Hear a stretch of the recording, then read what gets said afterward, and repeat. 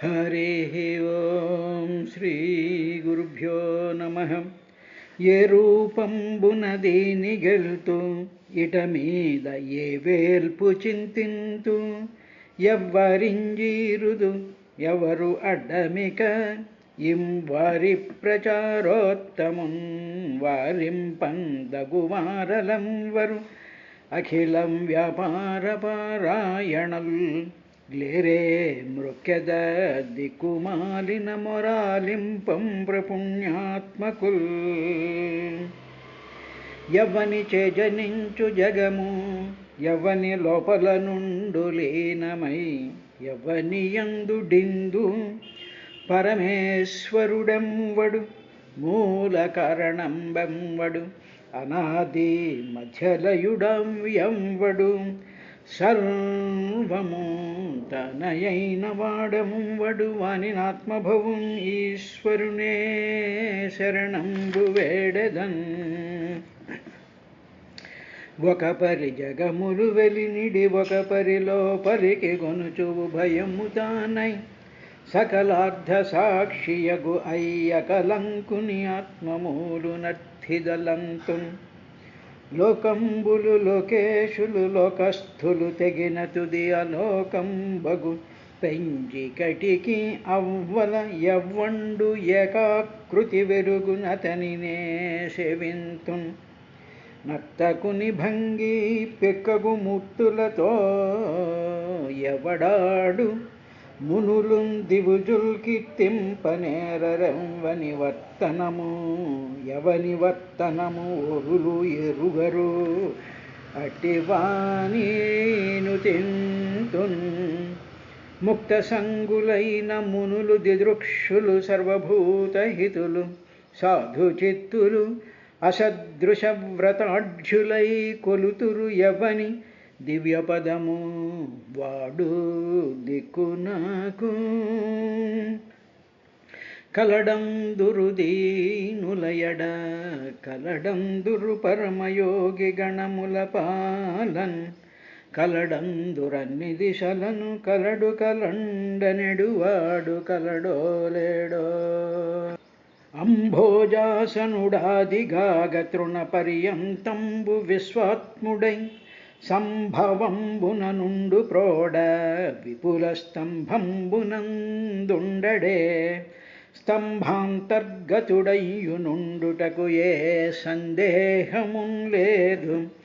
నిర్దంభత్వంబున నేడు కానబడు ప్రత్యక్ష స్వరూపంబునన్ ఇందుగలడందులేడని సందేహము వలదు చక్రి సర్వోపగతుండు ఎందెందు వెదకి చూచిన అందందే గలడు దానవగ్రణి వింటే కలడంబోది కలండు గాలి కలడాకాశంబునం కుంభినిం కలడగ్నిన్ దిశల పగళ్ళ నిశలన్ కద్యోత చంద్రాత్మలం కలడోంకారమునం త్రిమూర్తులం త్రిలింగ వ్యక్తులందంతటన్ కలడీసుండు కలండు తండ్రి వెదుకంగా ఏలయ్యాయడన్.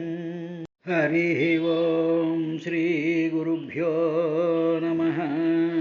ఓ విదురా, భూదేవి ఆ గోరూపంలో ఉన్నటువంటి ఆ స్థితిలో పృథుచక్రవర్తితో దోగ్ధారంచ మహాబాహో భూతానాం భూతభావన అన్నమిప్సితమూర్జత్వద్భగవాన్ వాంఛతే నువ్వు కానీ నా నుంచి సమస్తమైనటువంటి సంపదల్ని నీ నన్ను ఆశ్రయించుకున్నటువంటి జనుల యొక్క ఆకలిని తీర్చడానికి, వాళ్ళ సౌభాగ్యానికి, వాళ్ళ మంగళంకానికి, వాళ్ళ సుఖంగా జీవించడం కోసము అని చెప్పి నీవు కానీ వాంఛించినట్లయితే అది నీ యొక్క భగవాన్ వాంఛతేయది, అది నీ యొక్క కోరిక అయితే ఒక పని చెయ్యి. నన్ను ఏ విధంగా అయితే వాడుకోవాలో, నాలో ఉండేటువంటి క్షీరం అంతటినీ కూడా తీసుకుని సమస్తమైనటువంటి జీవులకి ఇవ్వాలో అది చెయ్యడానికి నువ్వు ఒక పని చెయ్యి. ఒక దూడని, తరువాత ఒక పాత్రని, తరువాత ఆ పాలును పితకగలిగినటువంటి శక్తి కలిగినటువంటి వాడిని కూడా నీవు చేసినట్లయితే నీ కోరికని కామాన్ అంటే ఈ నన్ను ఆశ్రయించుకున్నటువంటి సూక్ష్మ రూపాలలో ఉండేటువంటి ఈ జీవుల యొక్క కామాన్ ధోక్ష్యే పరిపూర్ణం చెయ్యగలను అని చెప్పిందయ్యా విదురా. అన్న తరువాత 11వ శ్లోకం చతుర్థ స్కంధం 18వ అధ్యాయంలో ఇంకా ఏమంది అంటే, సమాం చ కురు మాం రాజన్ దేవవృష్టం యథాపయ అపర్తావపి భద్రంతా ఉపావర్తేత మే విభో. రాజన్, ఓ రాజా, విభో, ఓ ప్రభు, సర్వసముద్రుడైనటువంటి ఓ ప్రభు, మాం సమాం చ కురు, మాం నన్ను, సమాం చ అంటే సమానంగా చెయ్యి. అంత ఎత్తుపల్లాలతోనూ మెట్టలతోనూ గుట్టలతోనూ రగ్గడగా ఉండేటువంటి టెరైన్తో ఉన్నాను కదా, అటువంటి నన్ను సమాం చ సమానంగా కురు చెయ్యి. అంటే ఏమిటనమాట, నువ్వు తీసుకురావాల్సినటువంటి బ్రహ్మాండమైనటువంటి క్రేన్స్ని తీసుకురావాలి, తర్వాత జేసీబీలను తీసుకురావాలి, తర్వాత సమం చేయడానికి కావలసినటువంటి రోడ్డు రోలర్స్ని వీటిల్ని తీసుకొచ్చి, తర్వాత పనికిరానటువంటి వాటిలన్నిటినీ కూడా అక్కడి నుంచి రిమూవ్ చేసి సమతలంగా చెయ్యాలి నువ్వు. చేస్తే యథా దేవవృష్టం పయ అపరుతౌ అపి. అప్పుడు ఏం జరుగుతుంది, నేను ఎందుకు నన్ను సమతలంగా చేయమంటున్నానో తెలుసా, అప్పుడు దేవవృష్టం దేవుని చేత వర్షింపబడినటువంటి పయ నీరు, అపరుతౌ అపి వర్ష ఋతువు వెళ్ళిపోయినా సరే నాలో నిలిచి ఉంటుంది. అంటే సమతలంగా భూమిని చేసినప్పుడు, ఎందుకంటే సమతలంగా చేసేటప్పుడు మొత్తం అంతా కూడా రీవ్యాంప్ చేసి మొత్తం అంతా తవ్వి దాన్ని అంతటినీ కూడా సమతలంగా చేసేసినప్పుడు ఏం జరుగుతుంది అంటే, అప్పుడు ఇంద్రుడు కురిపించినటువంటి వర్షాలు ఉంటాయే, దేవవృష్టం, దేవుడు అంటే ఇక్కడ ఇంద్రుడు కురిపించినటువంటి ఆ వర్షం యొక్క పయ నీరు, ఆ నీరు అపరుతౌ అపి వర్షాకాలం వెళ్ళిపోయిన తరువాత కూడా మే ఉపావర్తేత నాలో నిలిచి ఉంటుంది. అంటే the replenishment of ground water situation should be created ఓ రాజా. మొట్టమొదట అంటే గ్రౌండ్ వాటర్ పొటెన్షియాలిటీస్ని మొట్టమొదట పెంచు అని భూదేవి పృథు చక్రవర్తితో చెప్తున్నటువంటి మాట మనలాంటి బుద్ధి లేనటువంటి మానవులకి, స్వార్థపరులైనటువంటి మానవులకి భూదేవి చెప్తోంది. ఓ బుద్ధి లేని మానవులారా, మొట్టమొదట ఎగుడు దిగుడుగా ఉండేటువంటి దాన్ని అంతటినీ పల్లం చేయండి, వర్షాకాలంలో పడినటువంటి నీరంతటినీ కూడా భూమిలోకి ఇంకనివ్వండి, మీకు ఎంత వాటర్ కావాలో అంత వాటరే తీసుకుని మీ అవసరాలు గడుపుకోండి, అంతే తప్ప ఇష్టం వచ్చినట్టు వాటర్ ఎక్స్‌ప్లాయిటేషన్ చేస్తే కుళ్ళు నీళ్లు తాగాల్సినటువంటి పరిస్థితి ఏర్పడుతుంది అని చెప్పి బుద్ధి లేనటువంటి మనలాంటి చదువుకున్నటువంటి వాళ్ళందరికీ గడ్డి పెడుతోంది ఈ శ్లోకం ద్వారా. అంటూ వర్ష ఋతువు వెళ్ళిపోయినా, అంటే ఆ 3 నెలల కాలంలోనూ పడినటువంటి వర్ష ఋతువు అయిపోయినా మళ్ళీ మిగతా 9 నెలల కాలానికి కూడా నాలో ఉండేటువంటి ఉపావర్తేత నిలిచి ఉన్నటువంటిది అని అర్థం. చాలా దగ్గరగా వర్తేత అంటే నాలో కదిలేటువంటిది. అంటే దీన్నే మా టెర్మినాలజీలో యాక్విఫర్ అంటాం. అండర్ గ్రౌండ్ ఆర్ లోపల ఉండేటువంటి కదిలేటువంటి వాటర్ యొక్క, నీటి యొక్క చెరువులులాగంటాం, యాక్విఫర్స్ అంటారు. ఆ యాక్విఫర్ సిస్టము రిప్లెనిష్ అవుతూ ఉంటుంది. కాబట్టి స్వామి తం భద్రం నీకు మంగళమగుగాక. నువ్వు ఈ పని చేసినట్లయితే నీరు నిలుస్తుంది, నీరు నిలిచినట్లయితే పంటలు పండుతాయి, నీ ప్రజల యొక్క ఆకలి తీరుతుంది. అంతే తప్ప ఏదో ఫ్రీ భోజనాలు, ఫ్రీ మీల్స్, అన్న క్యాంటీన్లు అవి ఇవి పెట్టేసేసి ఏదో ఉన్న డబ్బంతా తగలేయడం కాదు నువ్వు చేయాల్సినటువంటిది. ఆ ఇన్ఫ్రాస్ట్రక్చర్ని డెవలప్ చేయాలయ్యా స్వామి అని చెప్పి భూదేవి మనకి చెప్తోంది. విష్ణువుకి చెప్పాల్సినటువంటి పని లేదు, నేర్చుకోవాల్సినటువంటి బుద్ధి లేనటువంటి మానవులు నేర్చుకోవాల్సినటువంటి విశేషాన్ని చెప్పింది. తర్వాత ఓ విదురా ఇంకా ఏముందంటే, ఇతి ప్రియం హితం వాక్యం భువ ఆదాయ భూపతి వత్సం కృత్వా మనుం పాణవదు దుహత్స కలౌషధీ. ఈ విధంగా మొట్టమొదటి సమతలం చేయి భూమిని చేసిన తర్వాత భూపతి పృథు మహారాజు భువ భూదేవి యొక్క ఈతి ఈ విధమైనటువంటి ప్రియం చాలా ఆహ్లాదకరమైనటువంటివి, సొంపైనటువంటివి, ఇంపైనటువంటి, హర్టు కానటువంటి హితం వాక్యం ఆదాయ వెంటనే హితం హితకరమైనటువంటివి, చాలా సింపుల్గా, చాలా లాజికల్గా సమస్త ప్రజలకి ఉపయోగించేటువంటి విధంగా ఏం చేయాలో భూదేవి చెప్పినటువంటి హితం వాక్యం ఆదాయ, హితకరమైనటువంటి ఆ వాక్యాల్ని, ఆ మాటల్ని ఆదాయ స్వీకరించాడయ్యా ఆయన. ఎందుకంటే బుద్ధి ఉన్నవాడు కాబట్టి, అందరి సలహాలు తీసుకుని పనులు చేస్తాడు కాబట్టి, ఏదైనా ఒక కార్యక్రమం చేయాలి అంటే ఆ ఉండేటువంటి వాళ్ళతో ఒక డిస్కషన్ అని చెప్పి ఏం చేద్దాం, ఎలా చేద్దాం, ఎందుకు చేద్దాం, ఎంత ఖర్చు అవుతుంది, ఏమిటి అనేటువంటి ఒక ప్లానింగ్తోనూ ఒకదాంతోనూ చేయాల్సినటువంటి అవసరం ఉంది. కాబట్టి ఆ చేసేటువంటి వాడు పృథు చక్రవర్తి అంటే భగవత్ అంశ కలిగినటువంటి వాడు ఆ విధంగా చేస్తాడు. రాక్షస అంశ కలిగినటువంటి వాళ్ళు రాక్షసులు వాళ్ళకి ఏం తోస్తే చేసేస్తూ ఉంటారు.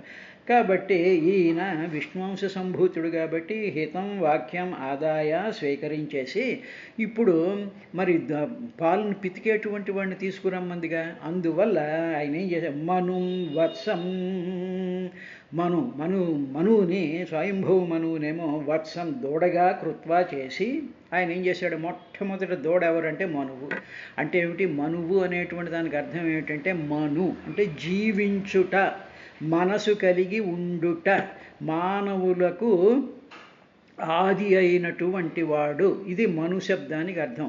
అంటే ఏమిటంటే మను అంటే మనడం అంటాంగా, జీవించడం, ఉండడం అనేటువంటిది. తరువాత మనసు ఉన్నటువంటిది మనువు. తరువాత కాలానికి సంబంధించినటువంటి విశేష, కాలానికి అనుగుణంగా మారేటువంటి తత్వమును మనువు అని కూడా అంటూ ఉంటారు. అదే అయిన తర్వాత మానవులందరికీ కూడా ఆది అయినటువంటి వాడిని మొట్టమొదట వత్సం దూడని చేశాడు. అంటే ఏమిటి, ఇప్పుడు మనువు దూడ అయింది అంటే ఏమిటి, భూమిలో ఉండేటువంటి సంపదల్ని, భూమిలో ఉండేటువంటి ఔషధుల్ని, భూమిలో ఉండేటువంటి నీటిని, వీటిలన్నిటినీ కూడా ఎవరు మొట్టమొదట పితుక్కుని తీసుకుంటారు అంటే మానవులేగా. అందువల్ల ఎవరు ఆ మొట్టమొదట తాగేటువంటిది ఎవరు, ఆ మొట్టమొదట దానిని పైకి తీసుకొచ్చి భూమి నుంచి దాన్ని బయటికి తీసుకొచ్చేటువంటిది ఎవరు, దూడ. ఆ దూడ ఎవరు అంటే మనువుని చేశాడు. చేసిన తరువాత అప్పుడు ఆయనే సాక్షాత్ పృథు చక్రవర్తి పాణవు చేతిలో, ఇప్పుడు పాత్ర ఏమిటంటే చేతిలో సకల ఓషధీ అదుహత్, సకలమైనటువంటి ఓషధులు ఏవైతే ఉన్నాయో వాటిల్ని ఆయన అదుహత్ పితికాడు. అంటే తన చేతుల్నే ఆ పాత్ర కింద చేసి భూదేవికి ఆ పాల రూపంలో ఓషధులన్నింటినీ కూడా ఆయన పితికాడు. అంటే మానవులు మొట్టమొదటి ఎందుకు ఓషధులే మొట్టమొదటి చెప్పబడ్డాయి అంటే, చెట్లు పెరగాలన్నా, మానవులు బతకాలన్నా, రోగాలు లేకుండా ఉండాలన్నా మొట్టమొదటిది భూమండలం మీద క్రియేట్ చేయబడినటువంటివి ఏమిటంటే ఓషధులు మొట్టమొదటి క్రియేట్ చేయబడ్డాయి. కాబట్టి ఈ ఓషధులు అంటే మామూలుగా మనం న్యూట్రియంట్స్ అంటాం చూసారా, న్యూట్రియంట్స్ కానివ్వండి, లేకపోతే ఇప్పుడు కుక్కలకు ఇటువంటి జంతువులకి ఏంటంటే వాటి కడుపు నొప్పి అవి వచ్చేటప్పుడు అవి డాక్టర్ దగ్గరికి వెళ్ళడం ఉండవు. లేతగా ఉండేటువంటి పచ్చగడ్డి యొక్క కొనలను ఈ కుక్కలు అవి లేకపోతే ఈ ఆవులు అవి వాటిని కొరుక్కు తింటాయి. తిన్నప్పుడు ఏమవుతుంది, వాటిల్లో ఉండేటువంటి కడుపులో ఉండేటువంటి వాటిల్ని అవి పోగొట్టుకుంటుంది, దాని మందు కింద వాడుతూ ఉంటారు. కాబట్టి సకల జీవుల్లోనూ కలిగేటువంటి ఆమయం అంటే రోగాలకు మందుల విధంగా కనిపెట్టబడినటువంటి ఔషధుల్ని సాక్షాత్తు పరమాత్మ యొక్క అంశతో పుట్టినటువంటి పృథు చక్రవర్తి తన చేతిలోకి ఆయన పాల రూపంలో పితికాడయ్యా అని చెప్పి ఒక అద్భుతమైనటువంటి ఒక సైంటిఫిక్ కథ ఏ విధంగా సైన్స్ అంతటినీ కథారూపంలో ఏ విధంగా చెప్తారో ఆ విధంగా చెప్తున్నారయ్యా విదురా అంటూ. తరువాత ఇంకా ఏమిటి చేశారంటే, తథాపరే చ సర్వత్ర సారమా దదతే బుధాః తతోన్యే చ యథా కామం దుదుః పృథుభావితాం.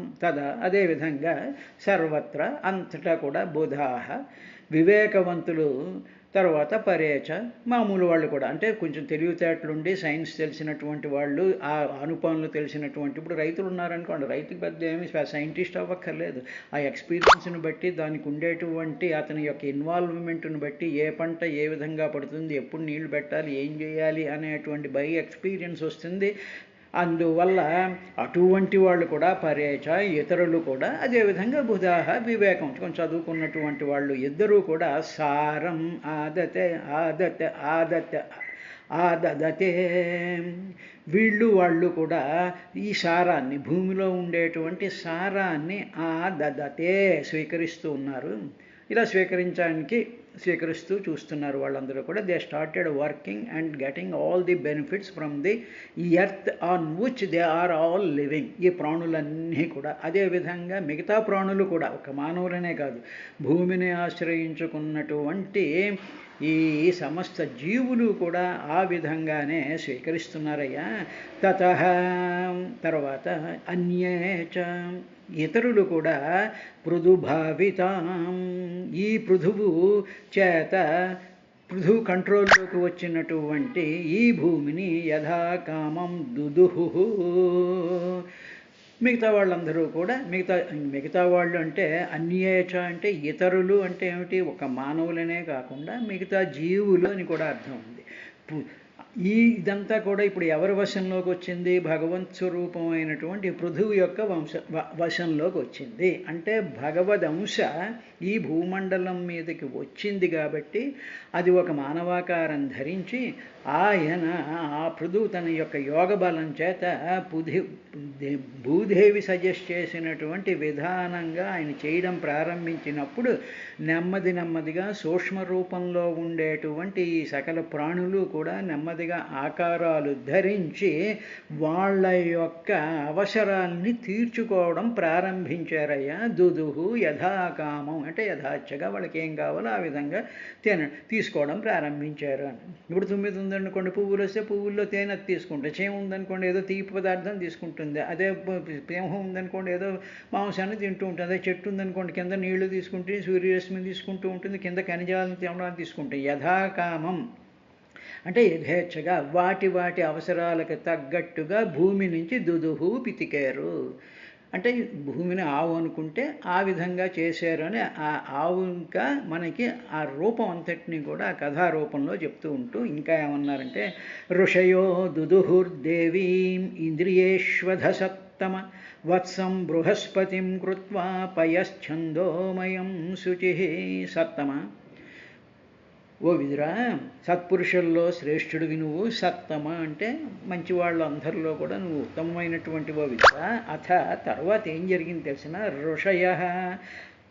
ఋషులందరూ మహర్షులందరూ కూడా బృహస్పతిం వత్సం ఈ ఋషులందరూ కూడా బృహస్పతిని వత్సం దూడగా కృత్వా చేసి దేవీం ఇంద్రియేషు దూడగా ఎవరిని చేశారు, బృహస్పతిని చేశారు. ఈ బృహస్పతి వచ్చి భూదేవిని ఇంద్రియేషు ఛందోమయం శుచిపయదుదుహు. అప్పుడు ఏం చేశారు, ఈ బృహస్పతిని తీసుకొచ్చి భూదేవిని ఇంద్రియములయందు ఛందోమయం వేదరూపమైనటువంటి శుచి పవిత్రమైనటువంటి పాలను దుదుహు పితికారు. అంటే ఏమిటన్నమాట, ఈ ఋషులందరూ కూడా బృహస్పతిని ఆవుదూడకం చేసి ఏమయ్యా నువ్వు కొంచెం దీన్ని ఎక్సైట్ చేయి, నువ్వు నోరు పెట్టి కొంచెం చేసేటట్టుగా అది పాలు ఇవ్వడం ప్రారంభిస్తుంది. ఆ పాలు ఇచ్చేటువంటి వాళ్ళు ఆ ఋషులందరూ కూడా ఏం చేశారంటే ఇంద్రియేషు ఇంద్రియాలనే వాళ్ళు పాత్రల కింద చేసుకుని ఏం పితికారు, ఇంద్రియాలనే పాల కింద చేసుకుని వాళ్ళు పితికినది ఏమిటంటే వేద రూపాలు. ఛందోమయం, ఛందస్సు అంటే వేదం, ఛందోమయం అంటే వేదరూపమైనటువంటిది. ఆ మంత్రాలన్నిటినీ కూడా ఈ భూమండలంలోకి వచ్చారు. కాబట్టే ఈవేళ మనం వేద మంత్రాలను వింటున్నామంటే పవిత్రమైనటువంటి స్తోత్రాలని, పారాయణల్ని, ఇవన్నీ స్తుతుల్ని, కీర్తనల్ని ఇవన్నీ వింటున్నాము అంటే ఇవన్నీ ఎక్కడ వింటున్నామండి, ఆకాశంలో వింటం లేదు కదా. ఆకాశంలో శబ్దం వినిపించదండి. భూమి దాటి చంద్రమండలంలోకి వెళ్ళి ఎవడు ఎంత గట్టిగా అరిచినా అక్కడ శబ్దం వినిపించదు. అదే ఆకాశంలోకి వెళ్ళి గట్టిగా అరిచినా కూడా ఏమీ వినిపించదు. ఆ శబ్దం యొక్క వినికిడంతా కూడా ఒక భూమండలం మీద మాత్రమే ఉంది. కాబట్టి భూమండలం అంటే ఇప్పుడు మనం చూస్తూ ఉండేటువంటి ఈ భూమండలం మీదే మనం వేదం వింటున్నామన్నా, పురాణాలు వింటున్నామన్నా, భాగవతం వింటున్నామన్నా, ఇంకోటి చేస్తున్నాము అన్నాము అంటే ఏమిటన్నమాట? భూదేవీం ఇంద్రియేషు చందోమయం శుచి పయః దుదుః. ఈ మహర్షులందరూ కూడా ఇంద్రియాన్ని అంటే సమస్తమైనటువంటి మానవుల యొక్క ఇంద్రియాలనే పాత్రల కింద చేసి మీరు ఆ వేదం యొక్క అర్థాన్ని దర్శించండి, కన్నుతో చెవులతో వింటండి. ఆ యొక్క స్పందనలన్నీ కూడా మీ శరీరాల్లోకి వచ్చి మీ శరీరాలంతా కూడా వైబ్రేట్ అయ్యేటట్టుగా ఉండండి అని చెప్పి ఇలా చేయడం వల్ల శుచి పవిత్రత ఏర్పడుతుంది అనేటువంటి పయః పాలను దుదుః పితికారయ్యా. ఎవరు? మహర్షులు పితికారు. కాబట్టి అంటే మహర్షులు మనకి వేద వాంగ్మయాన్నంతటినీ కూడా వాళ్ళు శిష్య ప్రశిష్య గణాలందరికీ కూడా వేదపారాయణలు చేయించి ఆ వేదం అంతటినీ కూడా సమస్తమైనటువంటి జనులకి అందించారయ్యా. అంటే ఏమిటండి వేదం అందించాల్సిన కర్మ ఏం పట్టిందండి? ఏమిటేంటి అదన్నీ? It is all science. ఇప్పుడు అనేక రకాలైనటువంటి సైన్సులు మనకి యూనివర్సిటీస్ అందించడం లేదు, ప్రొఫెసర్లు అందించడం లేదు, మాస్టర్లు అందించడం లేదు. ఇవన్నీ ఎక్కడి నుంచి? భూమి మీదే ఉన్నాయి. అంగారగ్రహంలోను, శుక్రగ్రహంలోను, సూర్యుల్లోను, నక్షత్రాల్లోనూ ఈ వేదాలు ఏమి వినిపించవు మనకి. ఇక్కడ వినిపించేది ఇక్కడే భూమండలం మీదే. కాబట్టి అటు సాధారణమైనటువంటి ఔషధాలని కానివ్వండి, నీటిని కానివ్వండి, వీటితో పాటు మానవుడి యొక్క ఉన్నతి, మానవుడికి శుచి కలిగించి శుభ్రం కలిగించి జ్ఞానాన్ని కలిగించేటువంటి వేదం కూడా భూమండలం మీద వచ్చిందయ్యా బాబు విదురా అని చెప్పు. తర్వాత ఇంకా ఏం జరిగిందో తెలుసా విదురా? కృత్వా వత్సం సురగణ యంద్రం సోమమదూదుహన్ హిరణ్మయేన పత్రేణ వీర్యమోజో బలం పయః. సురగణాః దేవత. ఇప్పుడు వీళ్ళందరూ ఋషులేమో వేదాలు చేశారుగా, వేదాన్ని పితికారుగా భూమిలోంచి. ఇప్పుడు సురగణాః దేవతాగణాలందరూ కూడా ఇంద్రం తమ బాస్ అయినటువంటి ఇంద్రుణ్ణి వత్సం దూడగా కృత్వా చేశారు. ఇంద్రుణ్ణి స్వామి నువ్వు దూడగా రావయ్యా బాబు. వచ్చిన తర్వాత ఏం చేశారంటే హిరణ్మయేన బంగారు పాత్రతో ఆ బంగారు పాత్ర పట్టుకుని రా స్వామి నువ్వు అనేసి వీళ్ళు సురగణాలందరూ కలిసి ఇంద్రుణ్ణేమో వత్స కింద చేశాడు, అంటే దూడ చేశాడు. ఇప్పుడు వచ్చి భూదేవిని ఆ ఇంద్రుడి దూడ రూపంలో వచ్చి ఆయన ఆ పొదుగుని కదిపినప్పుడు అప్పుడు దాని నుంచి వచ్చినటువంటి ఆ పాలు ఏమిటంటే ఆ పాలను పట్టుకున్నారట. ఎవరు? ఈ దేవతాగణాలందరూ కూడా. ఏమిటి పట్టుకున్న ఆ పాత్రలో ఏమిటి వచ్చాయంటే వీర్యం ఓజః బలం సోమం పయః అదూదుహున్. ఈ దేవతలందరూ కలిసి బంగారు పాత్రలో వీర్యం అంటే మనస్సుకుండేటువంటి శక్తిని వీర్యము అంటారు. ఓజః అంటే ఏమిటంటే సమస్తమైనటువంటి మన ఇంద్రియాలకు ఉండేటువంటి శక్తిని ఓజస్సు అంటారు. తర్వాత బలం అంటే మన దేహంలో ఉండేటువంటి సమస్తమైనటువంటి మాంసానికి, నరాలకి, తర్వాత ఎముకలకి, పళ్ళకి, జుట్టుకి, వీటిలన్నిటికీ కూడా బలం ఎక్కడుంది అంటే ఈ భూమిలోనే ఉంది. ఎందుకంటే మనందరం భూమిలోనే పుట్టాం, భూమిలో ఉండేటువంటి ఆహారాన్ని తింటున్నాం, భూమిలో ఉండేటువంటి నీరుని తాగుతున్నాం, భూమిలో ఉంటూ సూర్యరశ్మిని మనం తీసుకుంటున్నాం. కాబట్టి దేవతాగణాలు ఎవరు అంటే అటు సూర్యుడు, వరుణుడు, ఇంద్రుడు, అగ్ని, ఈ మిగతా దేవతలందరూ కూడా అంటే ఈ దేవతా స్వరూపాలన్నీ కూడా భూమిలో నుంచి ఏం వింటే వీర్యం మనశ్శక్తిని, ఓజస్సు, బలం అంటే దేహశక్తిని, తర్వాత సోమం అమృత రూపమైనటువంటి పయః పాలను అదూదుహన్ వీటిని పితికారు.